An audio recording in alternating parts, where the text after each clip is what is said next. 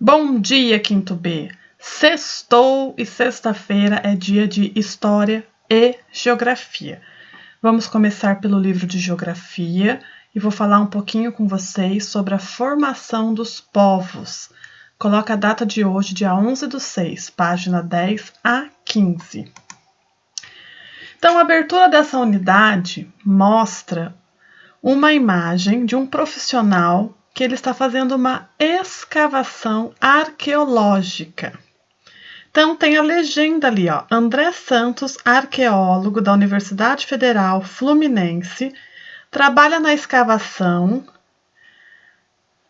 do maior cemitério de escravos encontrados na América, no município do Rio de Janeiro.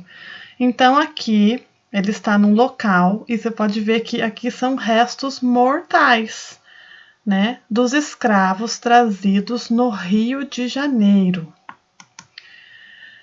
Então, esse local da escavação chama Cais do Valongo. E aqui é uma foto oficial desse lugar do Cais do Valongo. A Prova colocou um vídeo separado no blog para vocês e é muito interessante o vídeo contando a história dessa escavação. Então, o Rio de Janeiro foi uma das principais portas de entrada de escravos na América. Cerca de 1 milhão de pessoas chegaram ao país através do Cais do Valongo, que se estendia até o que é hoje a Praça da República. Isso significa que essa porta de entrada pode ter recebido 25% de todos os escravos que aportaram no país e passaram a integrar uma parcela relevante da população brasileira. Então, em 2012, se eu não me engano, quando o Rio de Janeiro começou uma reforma no Porto de Santos, ele achou esses vestígios do Cais do Valongo. Então, o vídeo que está no blog extra conta toda a história desse cais e é muito bacana. Eu espero que vocês assistam. Na página 10 a 12, a gente começa falando um pouquinho sobre o período pré-histórico e dentro do período pré-histórico, quais são os períodos que existiram. Então, a pré-história, o período anterior, é um período anterior ao desenvolvimento da escrita, que foi há 6.000 anos atrás. E a pré-história é dividida em 3 períodos. Períodos paleolítico, que é a idade da pedra lascada, período neolítico, que é a idade da pedra pólida, e idade dos metais. Então, o que dividia esses períodos? Os tipos de ferramentas criados pelos grupos humanos daquela época. Então, na idade da pedra lascada, no período paleolítico, as ferramentas eram feitas de ossos, de pedras, de madeira.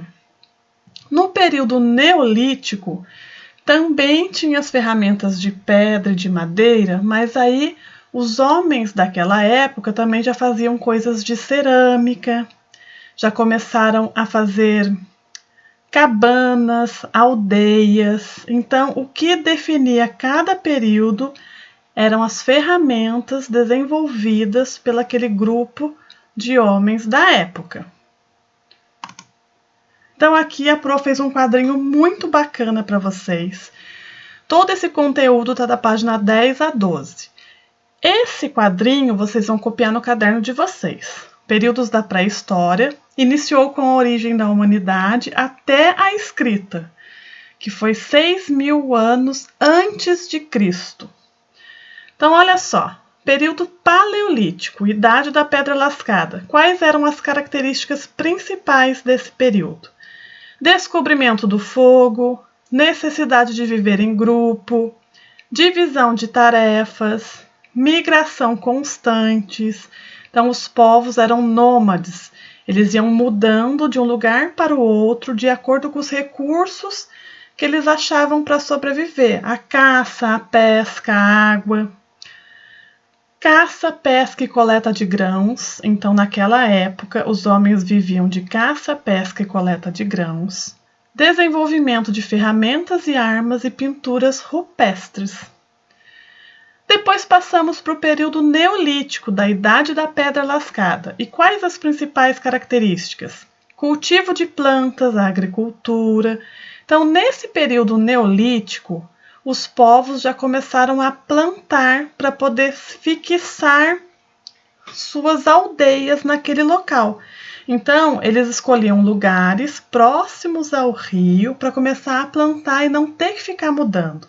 Então, aí já começou o povo sedentário, que fixava numa região. Criação de animais, instalação de comunidades, sedentários, eles não queriam mais ficar se mudando, igual os povos nômades. Início de atividades comerciais e aprimoramento de ferramentas. Então aqui a Pro colocou um desenho que já começaram a construir aldeias, plantações, animais, para não ter que ficar mudando de acordo com o recurso que ia acabando perto deles. E a Idade dos Metais, já é o desenvolvimento do comércio das cidades e metalurgia. Aí começou a desenvolver mais ferramentas, usando além da pedra, madeira, o ferro. Então, o período neolítico, construção de aldeias. Então, eles já começavam a construir aldeias para se fixar naquele local. E também a construir novos utensílios e ferramentas usando argila e barro. Isso está tudo na página 12. Aí na página 14 e 15 fala um pouquinho sobre a ocupação dos espaços. Os povos nômades ocupavam locais com recursos abundantes, locais próximos ao mar e rio que favoreciam a pesca e a caça. Então, eles ficavam naquele local até acabar todos os recursos para eles sobreviverem. Acabou, eles se mudavam para outro local. Depois, os povos sedentários, povos fixados, começaram a querer se fixar em um local só. Então, eles também ocupavam locais próximos aos rios para desenvolver a agricultura e a criação de animais, e não ter que ficar se mudando a todo momento. Entre esses povos fixados, tinha os povos sambaquis, que viveram na costa brasileira, e é um exemplo de relação entre o ambiente e o núcleo populacional. Então, eles também se fixavam próximos de rios, para eles terem agricultura, criação de animais, e aí aquela região que eles se fixavam ia crescendo a população, né? Porque juntando um com o outro ia crescendo o tanto de pessoas, o tanto de aldeias, e aí crescia a população naquele ambiente. Aí no livro de vocês tem uma curiosidade sobre a palavra sambaqui, que é de origem tupi, significa amontoado de conchas. Mas os sambaquis podem também ser compostos de restos de animais e de vestígios funerários. Esses sítios arqueológicos, que podem atingir até 30 metros de altura, fornecem muita informação sobre a dieta alimentar e os rituais funerários de povos indígenas que ocupavam a costa brasileira há milhares de anos. Então, na página 10, tem falando sobre a pré-história, tem as ferramentas, o período paleolítico, que foi tudo que a Pro explicou ali no outro slide, que é a Idade da Pedra Lascada. Você precisa fazer a leitura da página 10 novamente para fazer as atividades da página 11. Então, número 1. Quais são os critérios utilizados para dividir os períodos históricos anteriores ao desenvolvimento da escrita? Então, tem aqui escrito, mas a Pro também colocou nesse slide aqui e explicou. 2. Assinale a alternativa que apresenta características do período paleolítico. Então, letra A, fundação de cidades. No período paleolítico, fundou cidades?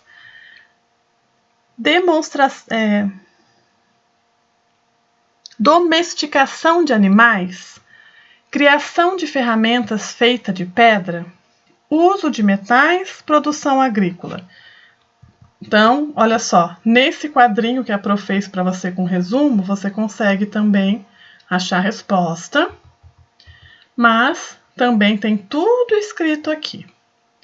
3. Quais eram os materiais usados nas ferramentas dos paleolíticos? E 4. Por que o período paleolítico também ficou conhecido como Idade da Pedra Lascada?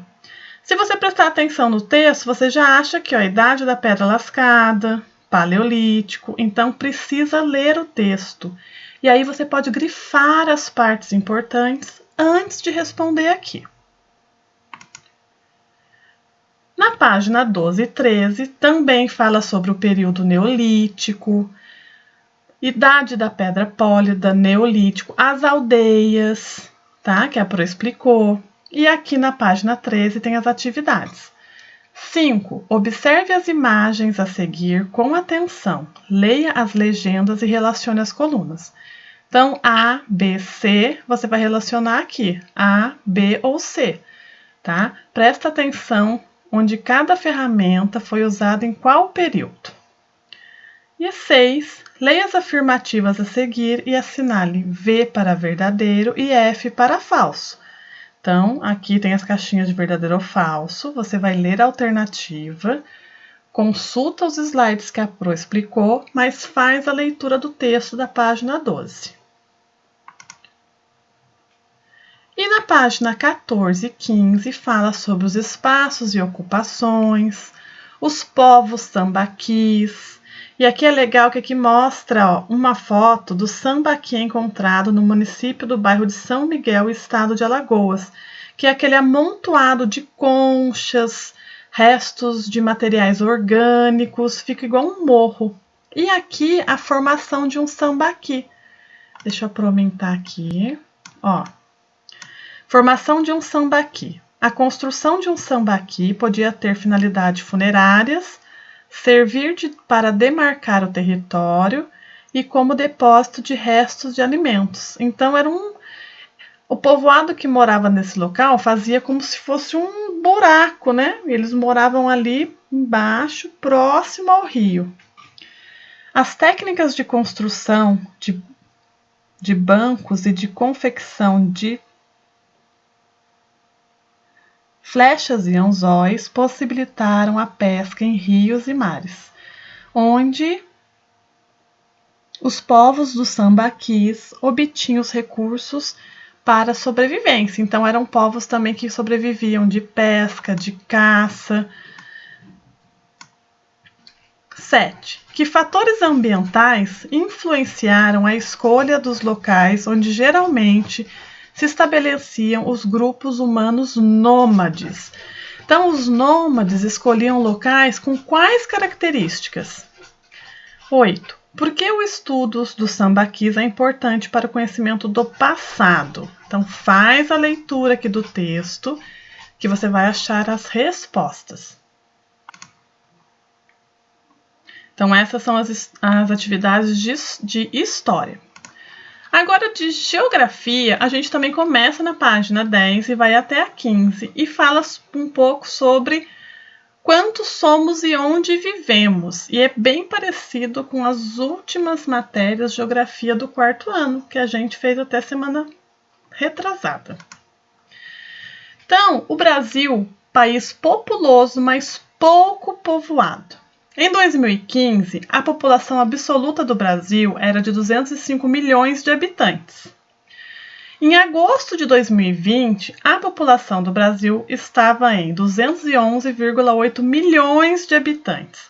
Então, olha só, de 2015 para 2020 já crescemos bastante. Essa primeira parte tem no livro. A segunda parte a Pro tirou do site do IBGE, tá? Aqui é da página 10 e 11. Apesar de ter um número elevado de habitantes, o Brasil é pouco povoado, ou seja, cada região é ocupada por um número de habitantes. A distribuição de habitantes é diferente entre as regiões. Como o Brasil é um país bem extenso em território, cada região tem um X de população e não é distribuído igualmente. O Sudeste, que é onde moramos, é uma região populosa, diferente do Amazonas. Então, a distribuição é bem diferente. Esta tabela aqui não está no livro de vocês. Eu também tirei do site do IBGE. Então, conta aqui, ó, municípios com mais de 1 milhão de habitantes. A ordem, a primeira região com mais habitantes é São Paulo. E olha a população dele. Depois vem o Rio de Janeiro, Distrito Federal, Brasília, Bahia, Salvador, Ceará, Fortaleza, Minas Gerais, Belo Horizonte, Amazonas, Manaus, Paraná, Curitiba, Pernambuco, Recife em nono e em décimo, Goiás, Goiânia. Lá no final tá Maceió. Então, olha só como é diferente a distribuição da população nas regiões. Na página 10 ainda tem a distribuição da população do território. Esse gráfico a Pro tirou do livro de vocês. Então, mostra aqui a população, a área e a densidade. O que é a densidade demográfica? Densidade demográfica é a área dividida por população, que vai dar este valor aqui. Então, área dividido pelo número de população vai dar mais ou menos esse valor. Aqui está arredondado. Se você colocar na calculadora, vai dar 24, um monte de número. Essa aula aqui, ó, densidade demográfica, a gente fez semana retrasada, História e Geografia do 4º ano. Aí na página 10, vai ter uma tabelinha também dos países mais populosos em 2015, e a China é o mais populoso. Por último, nessa tabela, o Brasil. E aqui a tabelinha da distribuição da população no território. Pergunta 1 e 2, você vai fazer a leitura dessa tabela para responder as perguntas. Número 1, qual é a região brasileira que tem a maior densidade demográfica e a menor? Então, a densidade é essa coluna aqui. Qual região do Brasil que tem a maior e qual que tem a menor?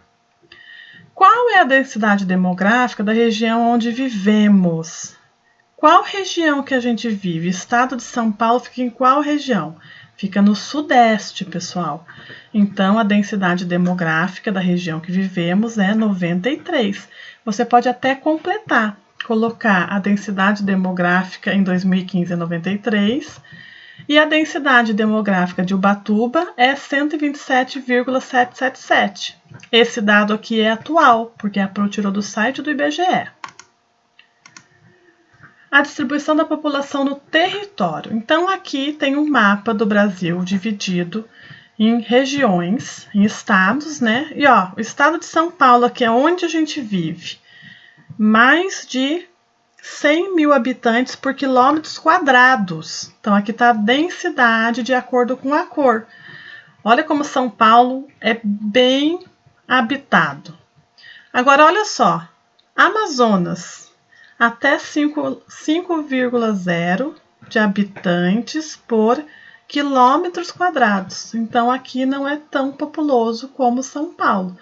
Então, as regiões mais populosas é o sudeste aqui, ó. São Paulo, estado de São Paulo e Rio de Janeiro. Depois aqui, ó, Sergipe e Alagoas.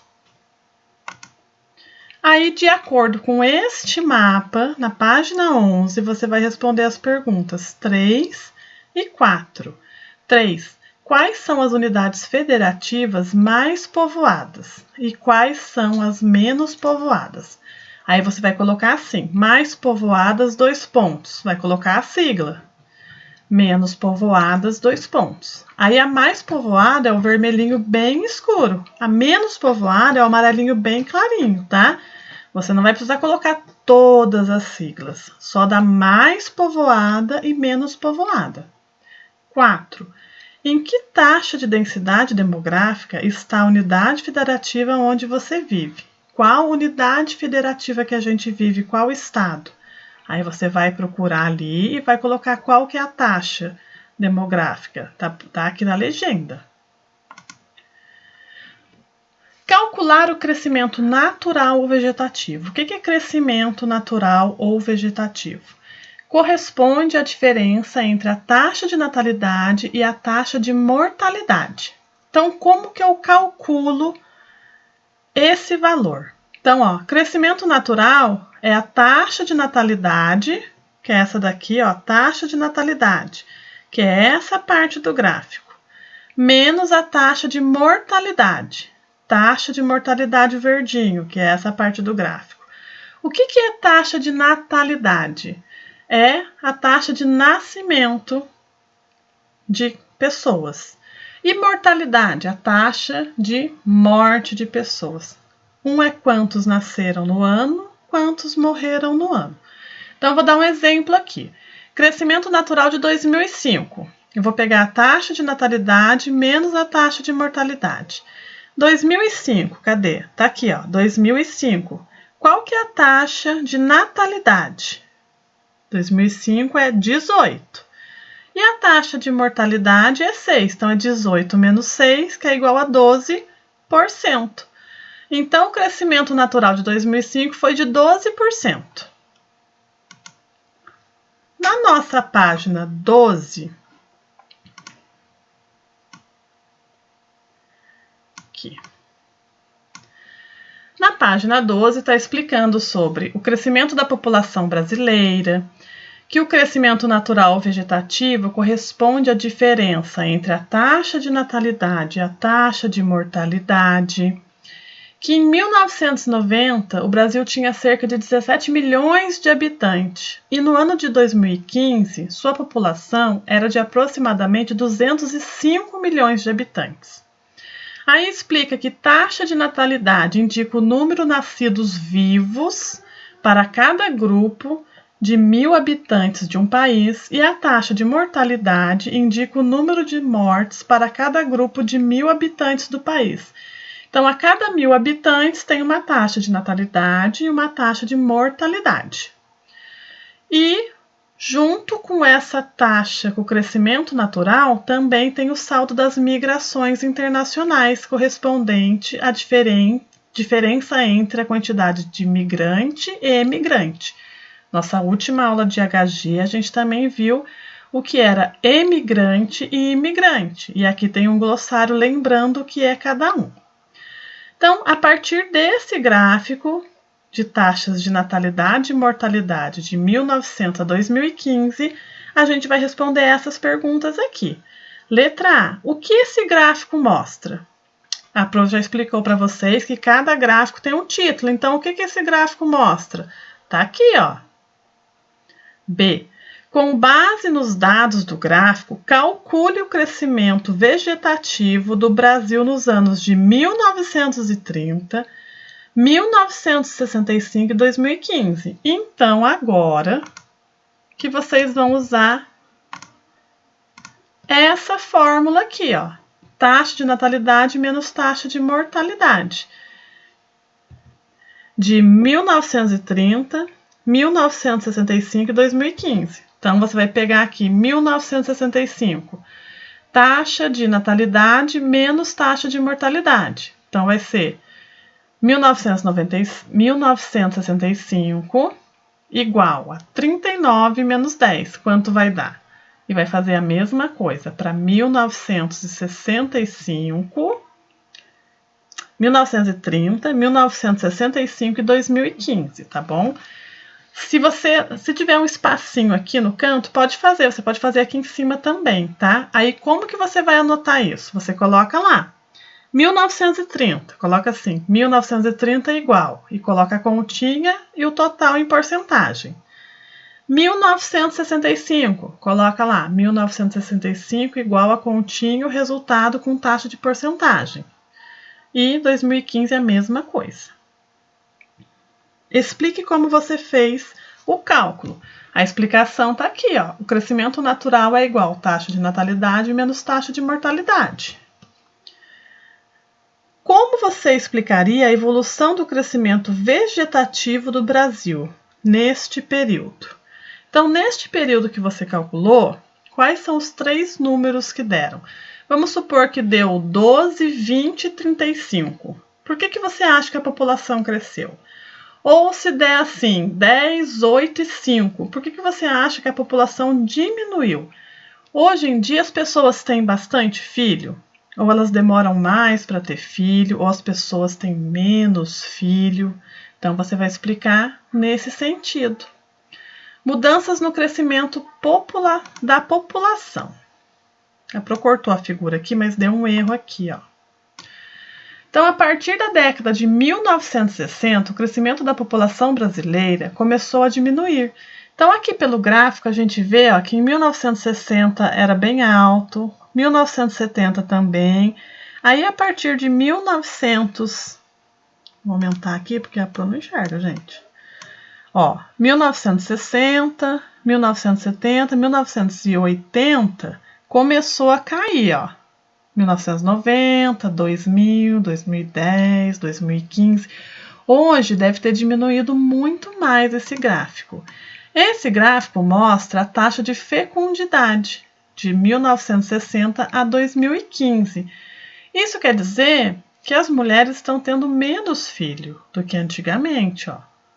Então, hoje, essa taxa aqui de 2021 deve estar aqui mais para baixo ainda. Um dos motivos para essa queda foi a diminuição acentuada da taxa de natalidade. Observe novamente a taxa de natalidade nos anos de 1965 a 2015 no gráfico da atividade 5, na página anterior. Então, aqui, ó, neste gráfico aqui, a taxa de natalidade, ó, ela foi caindo, menos pessoas nascendo, ó. E a mesma coisa aqui, junto com esse gráfico, taxa de fecundidade. As mulheres foram ficando grávidas mais tarde, menos mulheres ficaram grávidas. Essa queda da taxa de natalidade pode ser justificada pela diminuição da taxa de fecundidade no Brasil. A taxa de fecundidade indica o número médio de filhos por mulher. Observe o gráfico.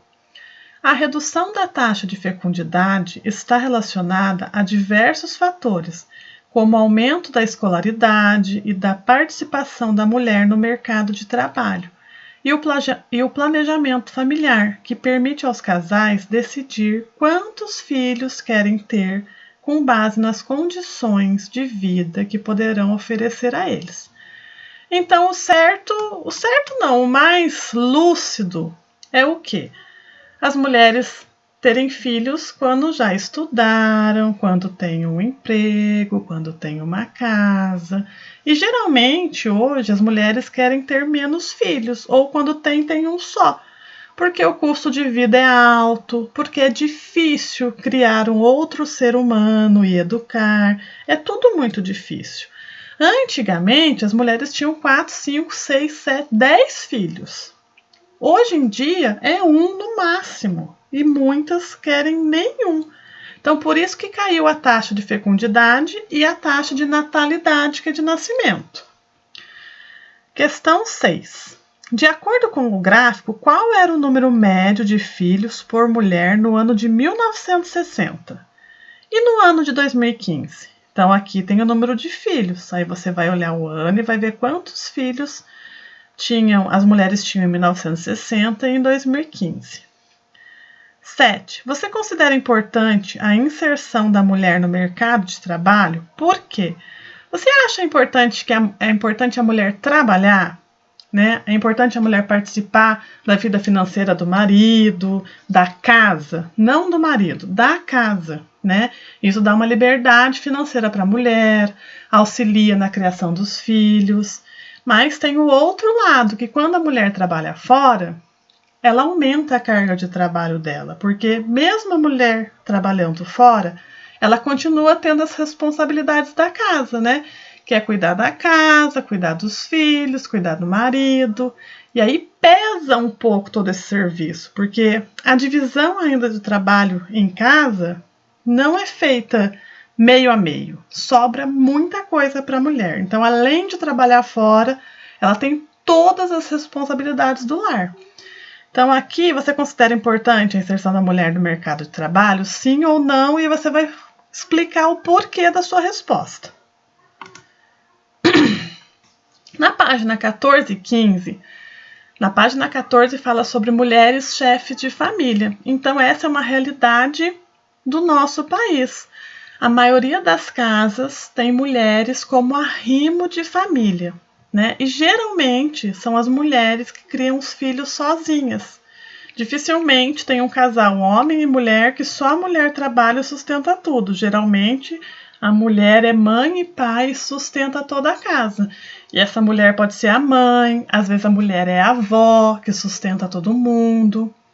Então, de acordo com o IBGE, em 2015, cerca de 52% da população brasileira era composta de mulheres. Então, nós somos a maioria. Atualmente, as mulheres participam de todos os setores econômicos.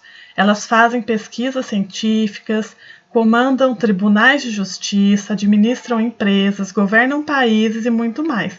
Então, a mulher está inserida em todas as profissões. Mas, apesar disso, a mulher ainda ganha menos do que o homem na mesma profissão. Uma mulher médica ganha menos do que um homem médico. Uma mulher que é atriz de Hollywood ganha menos que o ator de Hollywood, mesmo essa mulher sendo a protagonista de um filme. E assim vai com várias profissões, porque ainda há uma diferença, uma discriminação de gênero, que a sociedade diz que a mulher tem que ganhar menos. Então aqui tem o gráfico do percentual de população feminina e masculina. E aqui, proporção de famílias sustentadas por homens e mulheres de 2000 a 2015.